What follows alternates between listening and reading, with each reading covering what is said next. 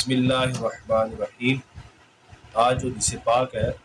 حضرت سیدنا ابو ہریرہ رضی اللہ تعالیٰ عنہ بیان کرتے ہیں۔ سنن ابو داؤد شریف میں یہ روایت موجود ہے کہ رسول اللہ صلی اللہ علیہ وسلم نے ارشاد فرمایا، حضرت ابو ہریرہ فرماتے ہیں قال رسول اللہ صلی اللہ علیہ وسلم ایعجز احدکم ان یتقدم او یتأخر او عن یمینہ او عن شمالہ فی الصلاۃ یعنی فی صبحۃ۔ کہ ابو ہریرہ رضی اللہ تعالیٰ عنہ فرماتے ہیں کہ رسول اللہ صلی اللہ علیہ وسلم نے ارشاد فرمایا کہ کون سی چیز تمہیں روکتی ہے، یا تم میں سے کون بندہ اس بات سے عاجز ہے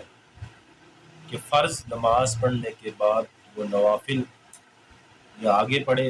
یا پیچھے پڑھے یا دائیں پڑھے یا بائیں پڑھے۔ یہ اتنی سی حدیث پاک ہے۔ اس میں رسول اللہ صلی اللہ علیہ وسلم ہمیں اس بات کی تعلیم فرما رہے ہیں کہ فرض نماز ادا کرنے کے بعد جو سنت اور نوافل ہیں وہ اس جگہ کو چھوڑ کے دائیں بائیں یا آگے پیچھے ادا کی جائے۔ اس کے ساتھ ایک مسلم شریف کی حدیث پاک ہے، سیدنا امیر معاویہ رضی اللہ تعالیٰ عنہ حضرت عطا بن صائب کہتے ہیں کہ میں امیر معاویہ رضی اللہ تعالیٰ عنہ کے ساتھ نماز ادا کی، میں جمعے کی نماز ان کے ساتھ ادا کر رہا تھا۔ جمعے کی فرض ادا کرنے کے بعد میں اسی جگہ کھڑے ہو کے میں نے سنتے شروع کر دی۔ تو سیدنا امیر معاویہ رضی اللہ تعالیٰ عنہ نے بعد میں مجھ سے فرمایا کہ بیٹا آپ کو پتہ نہیں کہ رسول اللہ صلی اللہ علیہ وسلم نے جس جگہ فرض پڑے ہو اسی جگہ نوافل سنتے ادا کرنے سے منع فرمایا۔ تو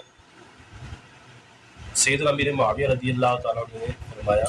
کہ اگر آپ نے سنتیں پڑھنی ہی ہیں تو یا تو جگہ بدلا لو یا کم سے کم وہاں بیٹھ کے اللہ کا ذکر کرو،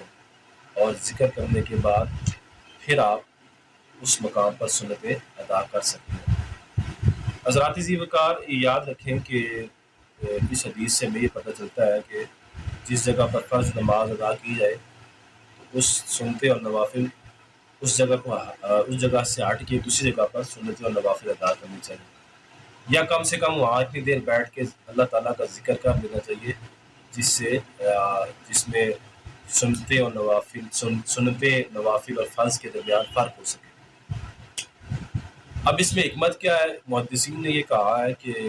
یہ اس لیے ہے تاکہ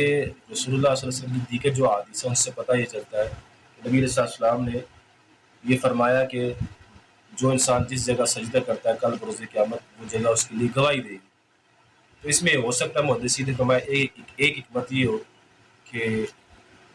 جہاں فرض پڑے ہیں اس جگہ کو چھوڑ کے دوسری جگہ پر نوافل اور سنتیں ادا کی جائے۔ اس کا فائدہ یہ ہو کہ دوسری جگہ بھی اس نمازی کے حق میں اللہ تعالیٰ کی بارگاہ میں گواہی دے کے بھی یہ نماز پڑھتا ہے۔ ایک تو یہ محدثین نے فرق بیان کیا اور اس کی حکمت بیان کی،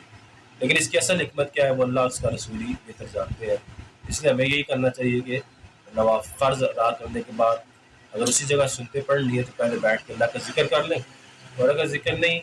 تو کم سے کم جلدی میں ہے تو جگہ کو بدلا کے نماز پڑھی جائے تاکہ رسول اللہ صلی اللہ علیہ وسلم کی حدیث پر عمل ہو۔ اور یہ یاد رکھیں کہ ہر حدیث کی علت کو پہچاننا یا ہر حدیث کے پیچھے اس کی وجہ کو پہچاننا کوئی ضروری نہیں ہوتا۔ نبی علیہ السلام کی بعض حکمتیں ہوتی ہیں، امتی کا کام ہوتا ہے اپنے نبی کے فرمان پر عمل کرنا۔ امید ہے کہ آپ کو سمجھ میں آ جائے گا۔ اللہ تعالیٰ سے دعا عمل کی